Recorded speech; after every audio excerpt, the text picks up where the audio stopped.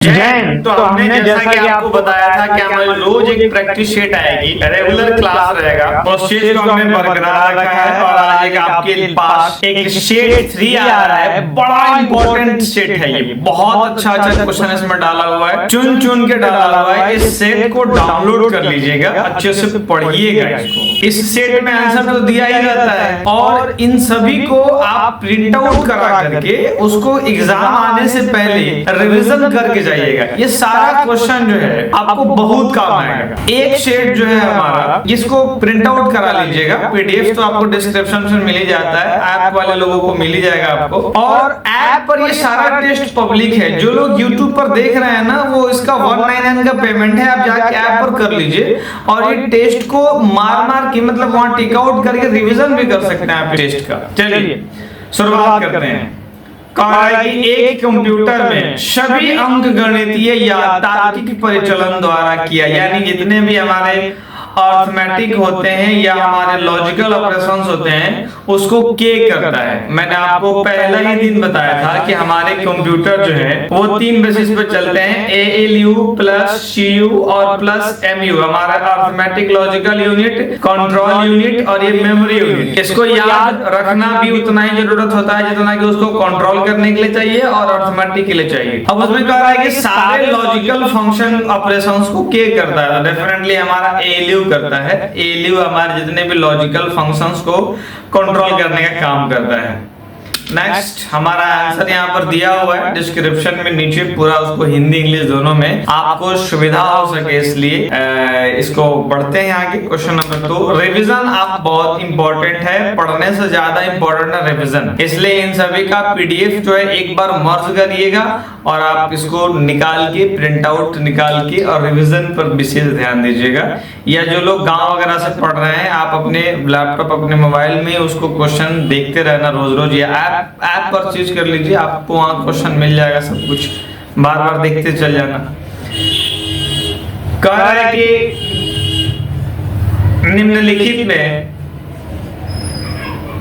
कौन हार्डवेयर नहीं है, निम्नलिखित में कौन हार्डवेयर नहीं है। अब देखिए हमारा इनपुट डिवाइस एक हार्डवेयर है, सीपीयू हमारा हार्डवेयर है, मेमोरी हमारा हार्डवेयर है, ऑपरेटिंग सिस्टम वो सॉफ्टवेयर है जो सिस्टम सॉफ्टवेयर है। सॉफ्टवेयर 2 प्रकार के होते हैं, हम आपको आगे चल के पढ़ाएंगे फंडामेंटल के अंदर।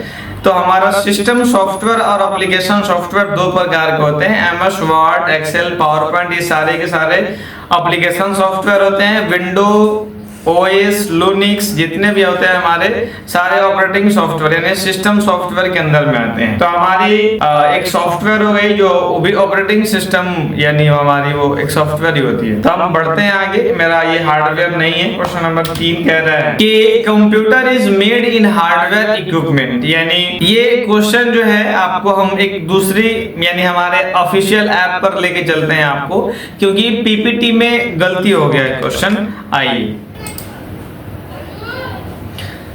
This is the our question कि हमारा computer is made in hardware equipment. ये हमारा ऑफिशियल ऐप है और यहीं पर आपको टेस्ट मिलता है। तो एक्चुअली पावर पॉइंट जो बनाए हैं वो गलती कर दिए हैं, इसका आंसर होगा ए। अब ये ऑफिशियल क्वेश्चन है, computer is made in hardware component, यानी हमारा monitor, central processing unit, keyboard, mouse, software and network. उसके बाद ये हमारा आंसर यही होगा। हमारा जो दूसरा ऑप्शन है इसमें कह रहा है कि मॉनिटर, सेंट्रल प्रोसेसिंग यूनिट होता है, कीबोर्ड, माउस और प्रोग्राम नेटवर्क। यहाँ प्रोग्राम से ज्यादा मेरा सॉफ्टवेयर जरूरी होता है और सॉफ्टवेयर प्रोग्राम से ही बनाए जाते हैं। तीसरा में कह रहा है कि monitor, central processing unit, keyboard, mouse, printer and modem. नहीं, वो हमारा एसेंशियल पार्ट नहीं होते हैं। प्रिंटर अगर नहीं भी रहेगा तो मेरा काम चलेगा, कंप्यूटर चलने में दिक्कत नहीं होगा। इसके बाद कह रहा है कि modem, central monitor, central processing unit, keyboard, mouse, modem, printer, मतलब ये भी उतना जरूरी नहीं होता। अगर किसी में मॉडेम नहीं रहे तो क्या नहीं होगा, सिर्फ इंटरनेट नहीं चलेगा लेकिन कंप्यूटर चलेगा। वैसे भी अब के डेट में कोई मॉडेम यूज नहीं करते हैं। तो हमारे कुल मिलाकर के ये सब हमें चाहिए, monitor, central processing unit, keyboard, mouse, software and network, ये 3-4 चीज चाहिए हमें, तो हमारा काम चल जाएगा। तो हमारा कुल मिला के आंसर हो जाएगा ये। This is the our official question app and we discuss about question number 3। Right, next question 4th हमारा कह रहा है कि which semiconductor device can function as a simple switch, यानी कौन सा अर्धचालक उपकरण एक साधारण स्विच के रूप में कार्य करता है। वो आप पहले से भी जानते होंगे, उसमें हमारा होता है बी। जो ट्रांजिस्टर होते हैं वो सारे सेमीकंडक्टर के काम करते हैं। ये तो बहुत आसान सा सवाल था। 5 नंबर कह रहा है कि the following programs due to which computers work in desire manners are called. निम्नलिखित प्रोग्राम जिसके कारण कंप्यूटर वांछित तरीके से कार्य करता है उसको हम क्या कहते हैं।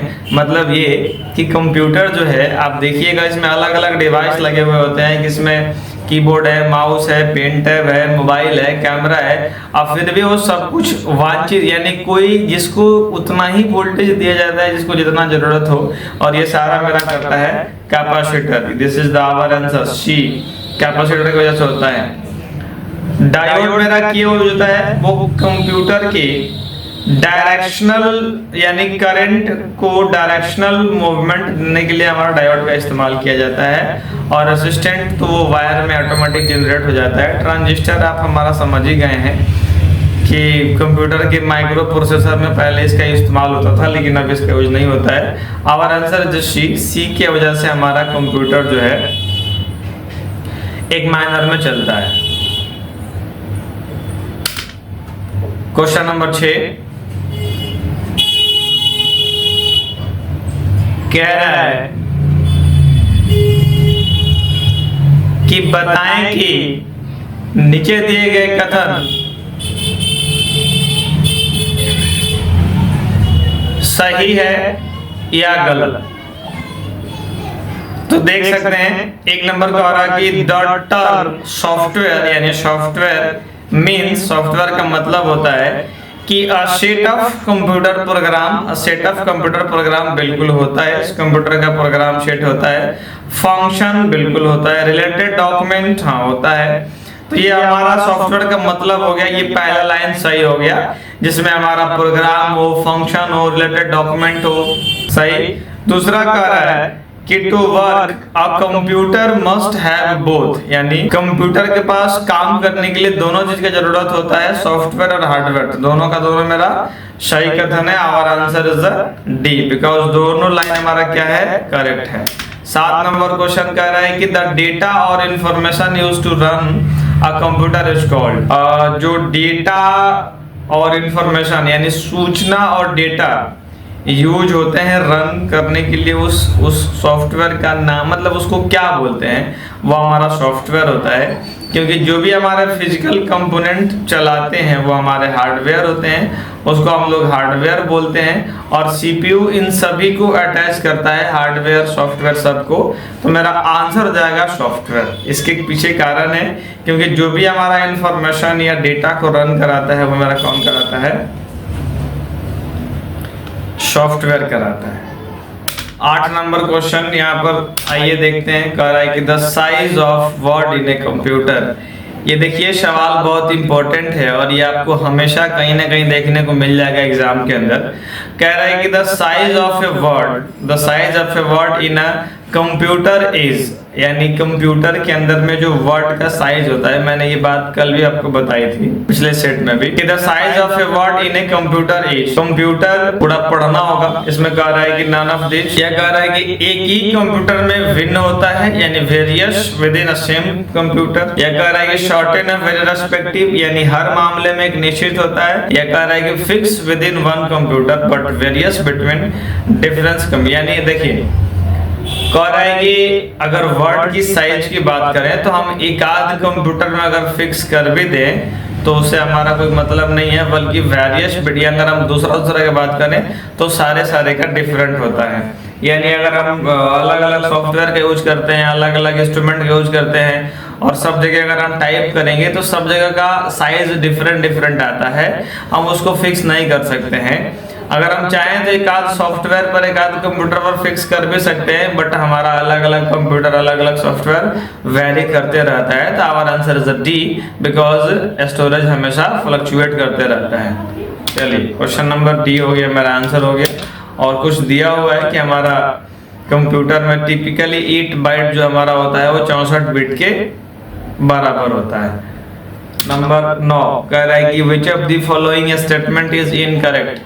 इसमें कह रहा है कि गलत कौन है। आपको ऑप्शन दिख नहीं रहा होगा, इसलिए हम इसको ब्रेक कर देते हैं 1 मिनट। तो आपका ऑप्शन दिखना शुरू हो गया होगा। कह रहा है कि which of the following statement is incorrect, यानी कौन सा गलत है। तो हमारा पहला देखते हैं, external memory as high storage capacity and stable. बिल्कुल सेकेंडरी मेमोरी हमारा जो है, आपको मेमोरी जब पढ़ाएंगे आगे तो बताएंगे, सेकेंडरी मेमोरी बहुत ज्यादा स्टेबल और बहुत ज्यादा कैपेसिटी वाला होता है। सेकेंडरी मेमोरी बोलते ही उसको है जिसमें कैपेसिटी ज्यादा रहे। तो ये हमारा पहला तो सही हो गया। और कह रहा है कि मेरा गलत कौन है, तो पहला तो हमारा होगा नहीं। दूसरा कह रहा है कि रजिस्टर कंप्यूटर के बाहर स्थित हाई स्पीड स्टोरेज एरिया होता है, यानी registered are high speed storage area located outside the CPU. हमारा आंसर यही होगा। अब यहाँ पर होता है इनसाइड, लेकिन अगर हम एक शब्द में बात कहें तो आप समझ नहीं पाएंगे, इसलिए आपको कुछ दिखाते हैं, कुछ दिखाने के लिए आपके पास लाए हैं। और भी ऑप्शन सुन लीजिए। RAM is a stable and primary memory. बिल्कुल रैम हमारा प्राइमरी मेमोरी, रोम हमारा प्राइमरी मेमोरी के अंदर में ही आता है। एक्चुअली अगर हम बात करेंगे प्राइमरी मेमोरी की, तो प्राइमरी मेमोरी हमारा 2 होता है, एक होता है रैम और एक होता है रोम। तो जब हमारा प्राइमरी मेमोरी में रैम और रोम, रैम का फुल फॉर्म होता है रैंडम एक्सेस मेमोरी और रोम का फुल फॉर्म होता है रीड ओनली मेमोरी। तो ये मेरा आंसर सही है, मतलब ये मेरा ऑप्शन सही है। तो this is the not our answer. अब 4 नंबर में कह रहा है कि cache memory is a very high speed memory between the CPU and RAM. बिल्कुल सही बात है। जब हमारी मेमोरी और रैम के बीच में अगर हम कोई सर्च करते हैं, कोई रिटर्न निकालते हैं और उससे हमारा इंफॉर्मेशन जो आ रहा है जा रहा होता है, अगर वो सिस्टम हमारी रिकॉर्डेड को सेव करता है, मतलब ये समझिए कि हमारी हाई स्पीड को मेंटेन करने के लिए कैशे का बहुत होना जरूरी होता है। ये लाइन सही है। अब रजिस्टर्ड जो होता है मेरा, वो कंप्यूटर के एरिया के अंदर होता है। दिखाते हैं, आइए ये रहा मेरा। अब आपको समझ में आएगा। मेरा मेन मेमोरी को हम लोग प्राइमरी मेमोरी भी कहते हैं, प्राइमरी मेमोरी। और जो हमारा कंट्रोल यूनिट होता है उसमें 2 चीज होते हैं, एक हमारे अर्थमेटिक लॉजिकल यूनिट और हमारा कंट्रोल यूनिट। ये मेरा पूरा सीपीयू हो गया। इसी में होते हैं रजिस्टर्ड मेमोरी, मतलब कि मदरबोर्ड के अंदर। और रैम और रोम जो है वो इंसर्ट किए जाते हैं और ये सारे जो है वो कंट्रोलर होते हैं। और इसके अंदर में इनपुट और आउटपुट हमारा आता है और फिर यहाँ पर हमारा डिस्क ड्राइव और डिस्क ड्राइव वो बाद में लगते हैं। अब हम यहाँ बताइए कि वो जो हार्ड डिस्क आया ना, हार्ड डिस्क आया वो लगेगा यहाँ, और रजिस्टर्ड मेरा है कंट्रोल यूनिट के अंदर। मेरा रैम और रोम उसके अंदर में इंसर्ट है। वो कह रहा है, वो लाइन कह रहा है कि मेरा रजिस्टर्ड जो है वो बाहर होता है। वो लाइन कह रहा है, उस लाइन का कहने का मतलब है कि मेरा रजिस्टर्ड बाहर, यानी ये वाला कि located outside the CPU, but still ये हमारे सीपीयू के अंदर में होता है। तो this is the our answer, because वो पूछ रहा था कि वो जब द फॉलोइंग इज इनकरेक्ट, तो हमारा ये इनकरेक्ट हो जाएगा। This is our answer B. अगर आप कंफ्यूज हो गए दोबारा जाके वीडियो एक बार बैक करिए, फिर आगे कर लीजिए, हो जाएगा।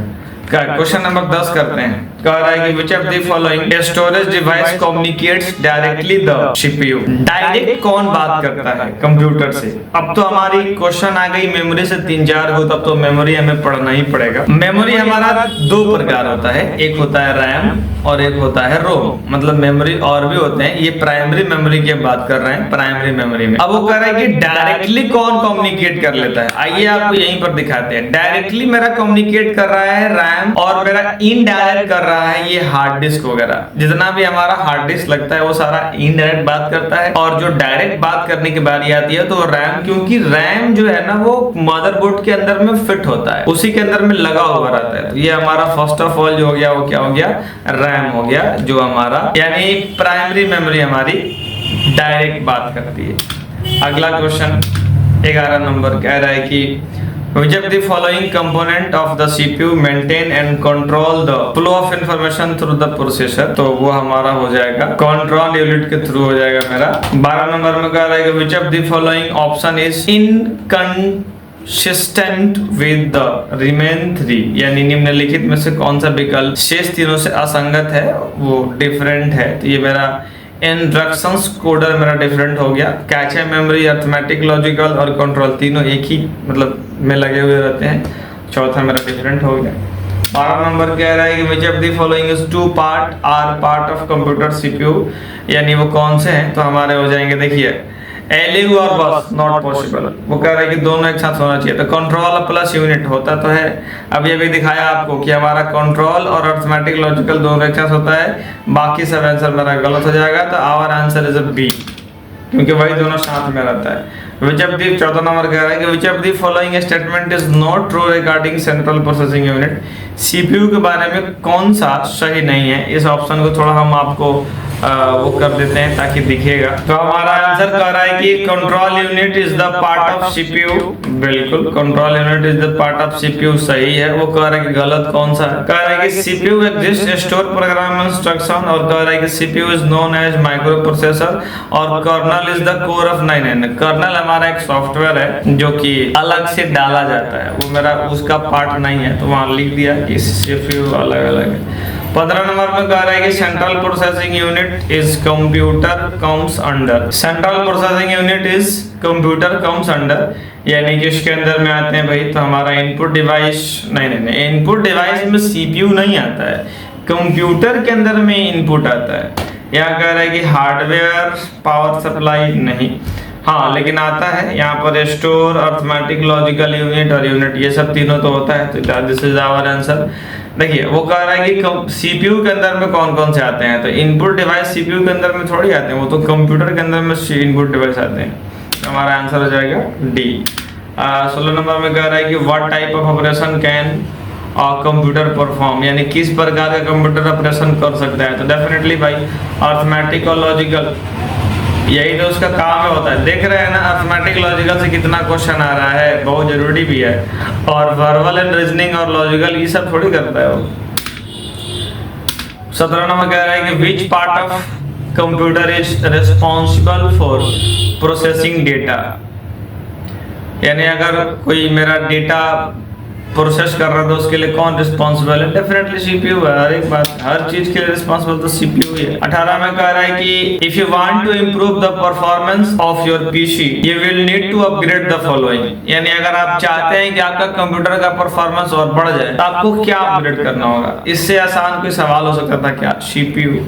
19 नंबर क्वेश्चन कह रहा है कि the processor internal data base contain the number of bits that the processor can be processor. हाँ ये थोड़ा सा क्वेश्चन है, बहुत इंपॉर्टेंट है, ध्यान रखिएगा। कंप्यूटर जो है वो एक बार में डेटा बेस के वर्ड लेंथ को टारगेट करता है, वर्ड लेंथ को। ये थोड़ा सा पहली बार क्वेश्चन आप सुने होंगे और ये बड़ा इंपॉर्टेंट भी है। यही सब क्वेश्चन पूछ पाएगा एग्जाम में। देखिए यूट्यूब पर आपको ढेर लोग पढ़ाने वाले मिल जाएंगे, लेकिन हमारे पास ऐप पर आने का फायदा क्या है कि क्वालिटी ऑफ एजुकेशन मिल रहा है। क्वेश्चन का क्वालिटी वो देंगे जो कि आपको मार्केट में मिलना बहुत मुश्किल हो जाएगा। अब ये सब क्वेश्चन जल्दी नहीं मिलता। यहाँ कह रहा है कि अ प्रोसेसर इंटरनल डेटाबेस कंटेन, यानी कि एक संसाधन के आंतरिक डेटाबेस में बिट्स की संख्या होती है जिसे संसाधक एक बार में संसाधित कर सकता है। बिल्कुल बिल्कुल, यानी हमारा वर्ड लेंथ को अगर एक बार में प्रोसेस करता है प्रोसेसर तो वो हमारा वर्ड लेंथ को करते हैं। याद रखिएगा यहाँ internal database contain number of bits जो है